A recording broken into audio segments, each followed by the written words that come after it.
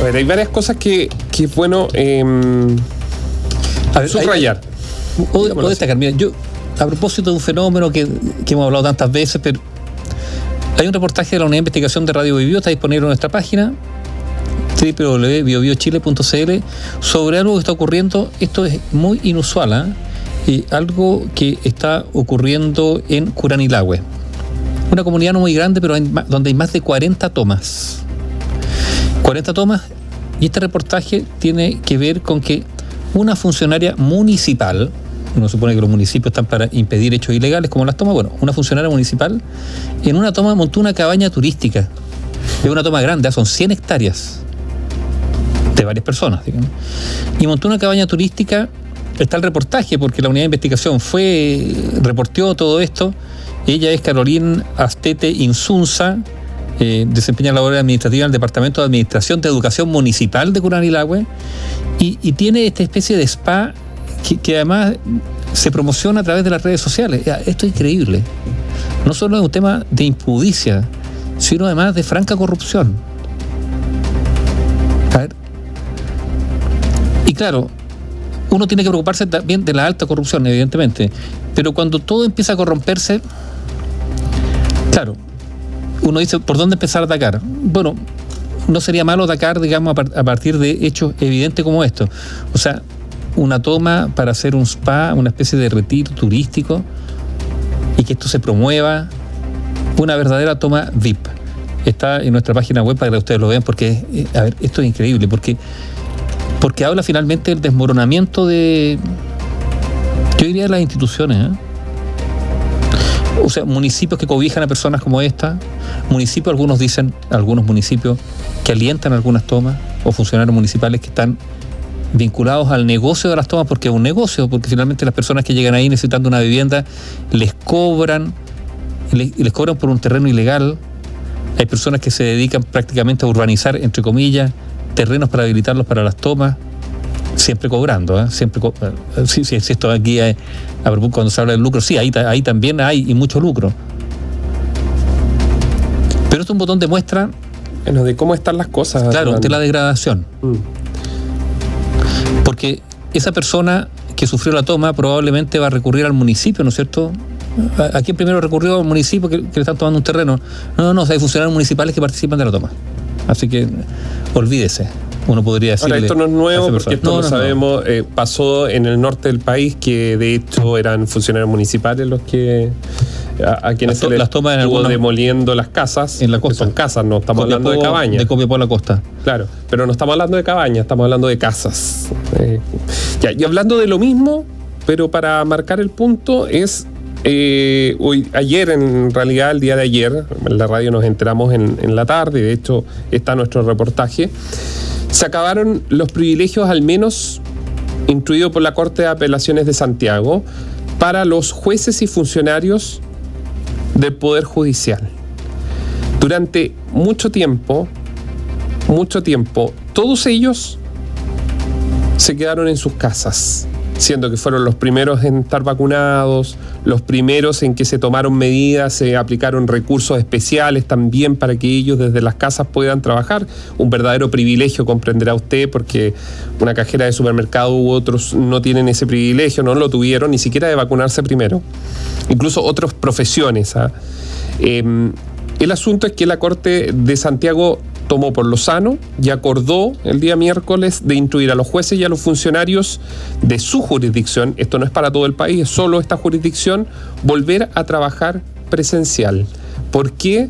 Porque se esperó que hubiese, de parte de los propios señores y señoritas o señoras, una señal de querer volver presencialmente, pero no ocurrió. Y como no ocurrió, se tuvo que sacar esta resolución del Pleno de la Corte de Apelaciones de Santiago de decirle, ¿sabe qué? Se acaba este privilegio, porque es un privilegio. Pero el asunto es que nosotros nos enteramos de que en el proceso hubo llamados telefónicos, una especie de lobby para que la Corte de Apelaciones de Santiago mantuviera lo acordado el año 2020 cuando partía el COVID-19. Mantuviera la excepción. Mantuviera la excepción a la regla. Incluso después de que el Pleno deliberó, algunos recriminaban sin ningún pudor respecto a estas decisiones. Es que ahora nos vamos a contagiar, es que... ¿Cuál es el tema al final y por qué tiene también directa relación con eso, guardando las proporciones de una cosa con otra, evidentemente? Tiene que ver con esto que está... El abuso de los privilegios. Claro, que es el abuso de los privilegios. O sea, porque claro, para un juez, o mejor dicho, para un clan de jueces o un cartel de jueces, quizá el término no les guste, digamos, es mucho más fácil conseguir ciertas cosas si se unen y piden juntos que para un ciudadano común. O sea, hay posiciones de poder en el ámbito público y también en el privado. Y en el ámbito público, cuando se accede a ciertas posiciones de poder, lo que supone una serie de privilegios, también supone, por otro lado, responsabilidades, y actuar acorde, yo insisto, al honor que significa estar en un cargo público. Si estar en un cargo público es algo honorífico y por lo tanto cuando se habla del servicio público, eso significa estar ahí con una serie de privilegios, está bien, buenos sueldos, inamovilidad, sí, pero además con la oportunidad de servir a los ciudadanos. Y por eso cuando se habla de corrupción es tan grave, porque termina enlodándose y desprestigiándose cargos públicos que más allá de la persona igual terminan siendo mancillados por los actos de corrupción. En el mundo privado uno podría decir lo mismo, sí, pero a otro nivel. No es que sea menos grave, sino que el daño institucional o reputacional es menor, porque por último ya afecta a esa persona, pero no a un cargo que es parte del engranaje, en este caso del Estado, por ejemplo. Pero estamos en eso, uno tiene la sensación que todos están así pegando el tirón para ver si consiguen algo más de lo que deben. Algo más de lo que deben.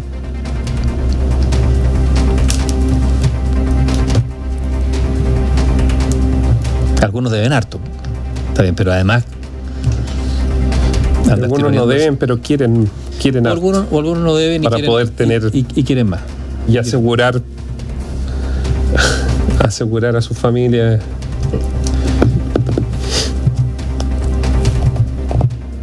¿U otros? Mira, viene marzo y se retoma la actividad política. Adelantemos, no. Se retoma la actividad política que ha sido, está bien, que ha tenido altos niveles de desprestigio, pero yo insisto, es probablemente desde la actividad política, desde donde mejores señales o peores señales también pueden darse respecto a estos fenómenos.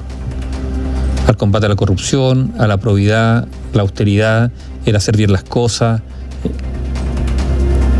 O sea, la política es importante por todo lo que es capaz de hacer, pero también por la imagen que proyecta, porque como se dice, no tenemos los gobiernos, los políticos que nos merecemos, sí, pero también está en esos políticos en estar por sobre el promedio, por último, es que más que sea. Los políticos, los funcionarios públicos, y con esto termino, hay un gran problema. El mundo privado, o en general privado, se financia en base a su esfuerzo, ¿no? El esfuerzo es lo que finalmente genera directamente la relación de lo que finalmente van a ser sus ingresos, para la redundancia. Y eso no se ve ni es el tema central del sector público. ¿Por qué el registro civil tiene que cerrar a las 2 de la tarde? ¿Por qué el registro civil, por ejemplo, tiene que un día antes de Navidad tener permiso especial para ir a comprar regalos? No, derecho adquirido, dicen ellos. ¿Por qué aduana? Y podríamos seguir, y yo sé que hay mucho y agotador de repente escucharlo, pero claro, algo nos pasa con la institucionalidad, con la institución del Estado. Y yo creo que esto que hemos hablado de la señora de la municipalidad que tenía estas cabañas VIP y con su buena piscina para su spa ahí, el otro en el norte que tenían sus cabañas también de veraneo, que eran verdaderas casas, o los señores jueces que no querían volver al estrado presencialmente y tuvieron que sacar la corte, una orden expresa para que lo hagan, demuestra eso, ¿no? Demuestra un poco de la necesidad de quienes están hoy día en el Estado de entender el rol que cumplen ahí. Hay muchos que efectivamente dejan literal los pies en la calle por sus municipios, siendo ni siquiera profesionales, trabajando duramente en un municipio.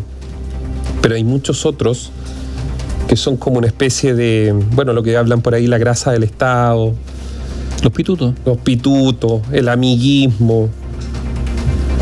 Y qué daño le hacen a la institucionalidad, porque cuando hay un chileno que requiere de esa institucionalidad se encuentra con todo esto que estábamos mencionando. Por eso yo creo que hay que reflexionar en torno a eso, pensando justamente hacia el futuro.